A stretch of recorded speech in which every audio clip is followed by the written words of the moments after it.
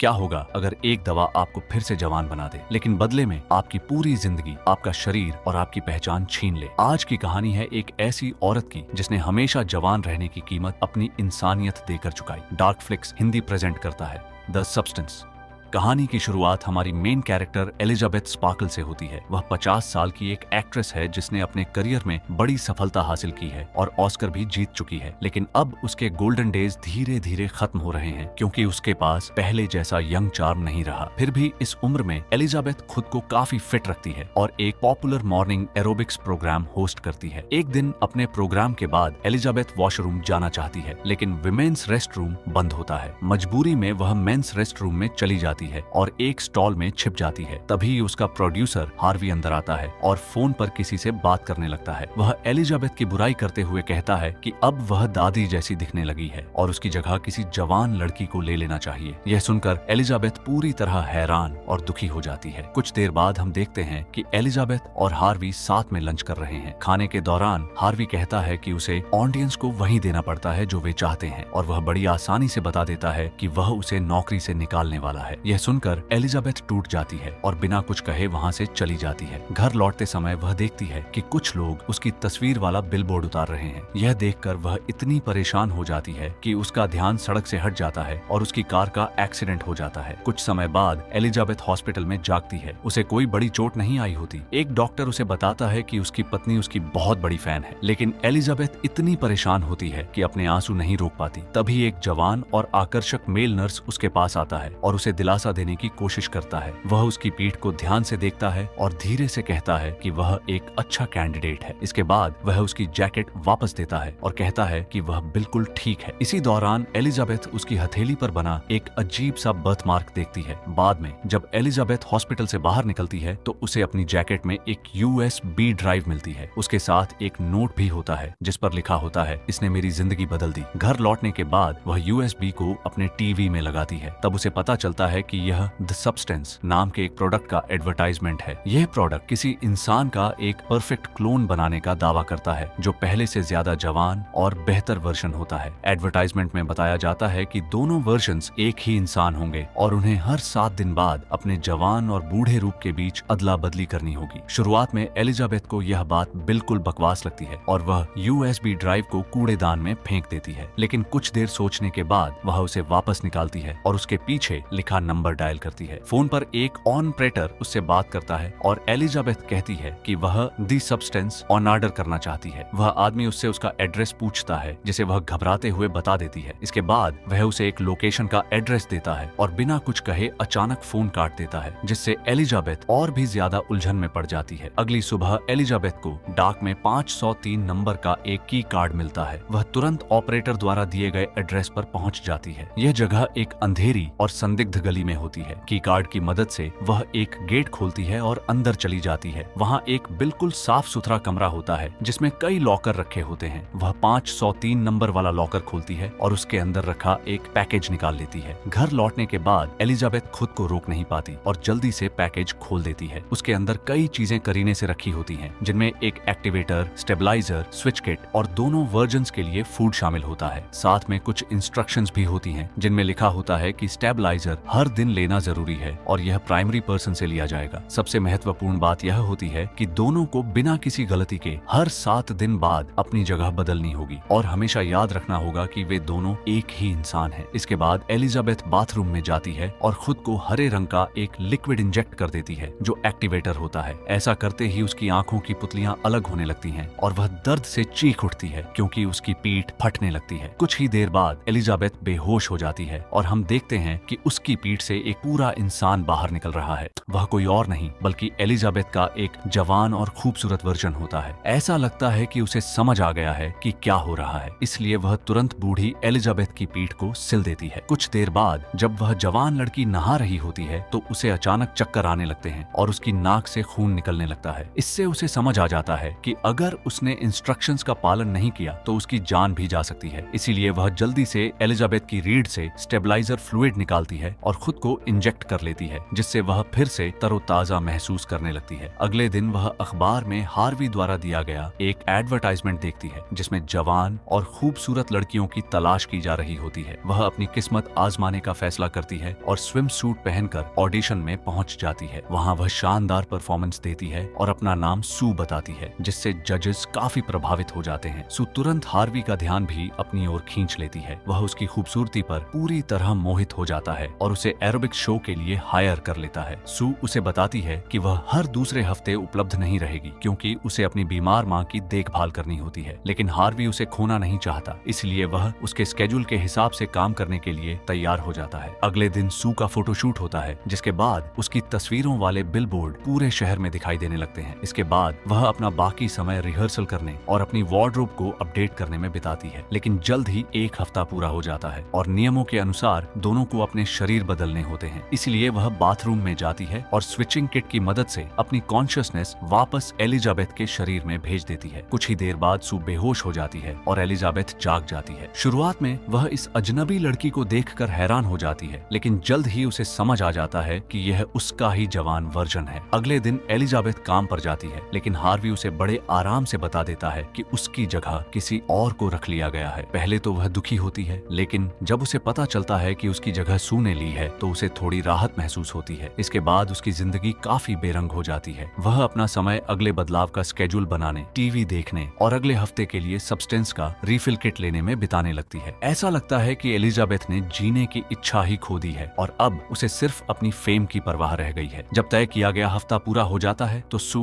उत्साह के साथ जागती है। वह अपने दिन फोटोशूट करने और बड़े बड़े कमर्शियल्स में दिखाई देने में बिताती है। एक दिन सू एक जवान लड़के को अपने घर लेकर आती है और दोनों साथ समय बिताने लगते हैं। तभी अचानक उसकी नाक से खून निकलने लगता है और उसे याद आता है कि अब शरीर बदलने का समय हो गया है। लेकिन वह अपना मजा खराब नहीं करना चाहती, इसलिए वह बाथरूम में जाती है और बेहोश पड़ी एलिजाबेथ के पास पहुंचती है। इसके बाद वह स्टेबलाइजिंग ट्यूब उठाती है और बिना अंजाम की परवाह किए उसके शरीर से जरूरत से ज्यादा फ्लूइड निकाल लेती है। इससे वह फिर से बेहतर महसूस करने लगती है और वापस जाकर उस लड़के के साथ अपना समय बिताने लगती है। अगली सुबह जब एलिजाबेथ जागती है तो वह यह देखकर डर जाती है कि उसकी एक उंगली सड़ने लगी है। घबराकर वह तुरंत ऑपरेटर को फोन करती है और बताती है कि सू ने तय समय से ज्यादा उसका इस्तेमाल किया है, जिसकी वजह से उसकी उंगली खराब हो गई है। वह पूछती है कि इसे ठीक कैसे किया जा सकता है, लेकिन वह आदमी जवाब देता है कि दोनों को नियमों का सख्ती से पालन करना होगा और शरीर बदलने के नियम का सम्मान करना होगा। वह कहता है कि उसकी उंगली को ठीक करने का कोई तरीका नहीं है, लेकिन आगे से ज्यादा सावधान रहने की सलाह देता है। दोपहर में एलिजाबेथ एक कॉफी शॉप में जाती है, जहां एक बूढ़ा आदमी लगातार उसे देख रहा होता है। तभी वह नोटिस करती है कि उस आदमी के हाथ पर वही बर्थमार्क है जो हॉस्पिटल के उस जवान नर्स के हाथ पर था। कुछ देर बाद उस आदमी की जेब से कुछ सामान नीचे गिर जाता है और एलिजाबेथ को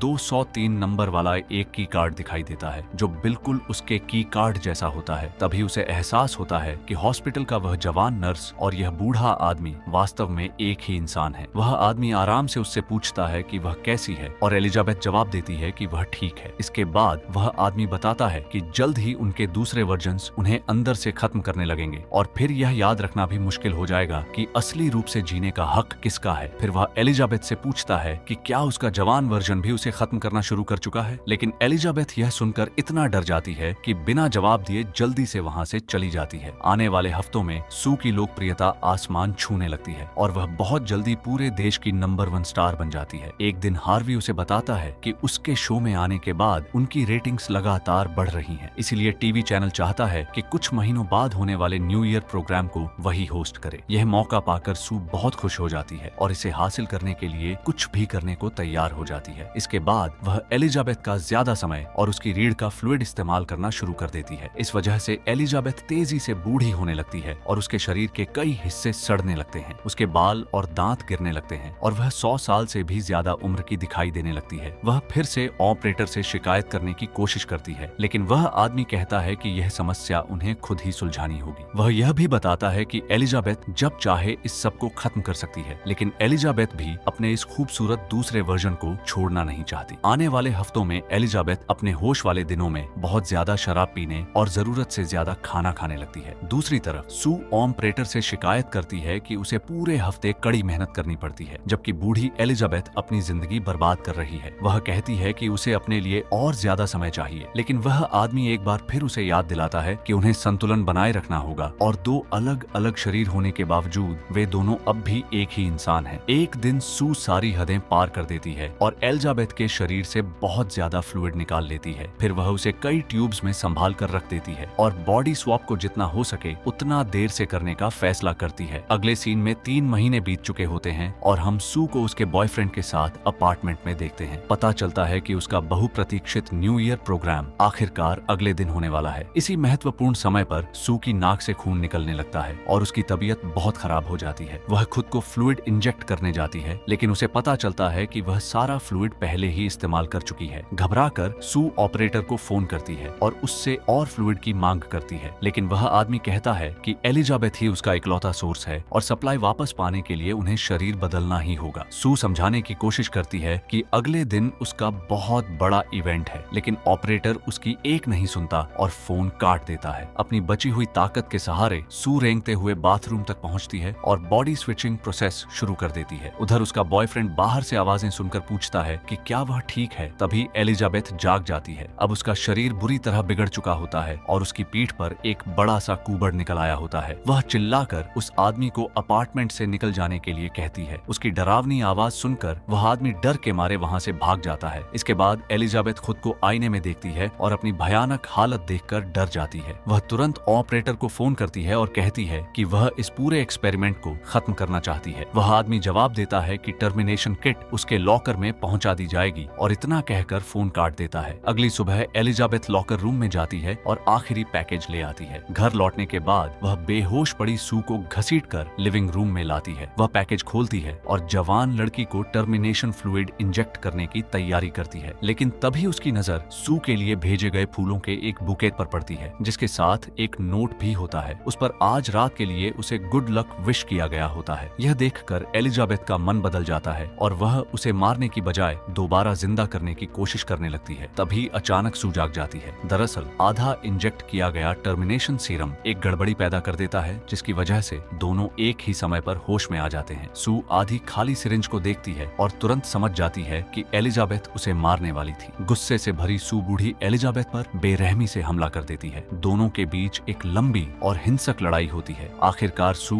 उस पर भारी पड़ जाती है और उसे पीट पीट कर मार डालती है। इसके बाद वह अपनी बड़ी रात के लिए तैयार होने लगती है और उसे अपने किए पर बिल्कुल भी पछतावा नहीं होता। शाम को वह न्यू ईयर्स ईव परफॉर्मेंस में पहुंचती है, जहां उसने एक बेहद खूबसूरत गॉन पहन रखा होता है। शुरुआत में सब कुछ बिल्कुल सही चल रहा होता है, लेकिन उसके पास अपनी हालत को स्थिर रखने के लिए जरूरी स्टेबलाइजर फ्लूइड नहीं होता। इसी वजह से सू की तबीयत लगातार बिगड़ने लगती है। वह जल्दी से बाथरूम में जाती है और डर कर देखती है कि उसके दांत गिरने शुरू हो गए हैं। सू इसे नजरअंदाज करने की कोशिश करती है, क्योंकि यह उसकी जिंदगी की सबसे बड़ी रात है। लेकिन एलिवेटर में जाते समय वह देखती है कि उसके नाखून अलग हो चुके हैं और अचानक उसका एक कान भी गिर जाता है। घबराई हुई सू तुरंत घर वापस जाती है, जहां उसे वह बचा हुआ एक्टिवेटर सीरम मिल जाता है, जिसका इस्तेमाल एलिजाबेथ ने उसे बनाने के लिए किया था। क्योंकि आज की रात उसके लिए बहुत महत्वपूर्ण होती है, इसलिए वह सोचती है कि इससे वह अपने लिए एक और जवान शरीर बना सकेगी और खुद को वह सीरम इंजेक्ट कर लेती है। कुछ ही देर बाद सू दर्द से तड़पते हुए बेहोश हो जाती है, लेकिन इस बार उसके शरीर से कोई खूबसूरत लड़की बाहर नहीं निकलती। उसकी रीढ़ से मांस का एक अजीब और डरावना ढेर बाहर निकल आता है। इस म्यूटेटेड क्रिएचर को मॉन्स्ट्रो एलिजासु कहा जाता है। यह एलिजाबेथ और सू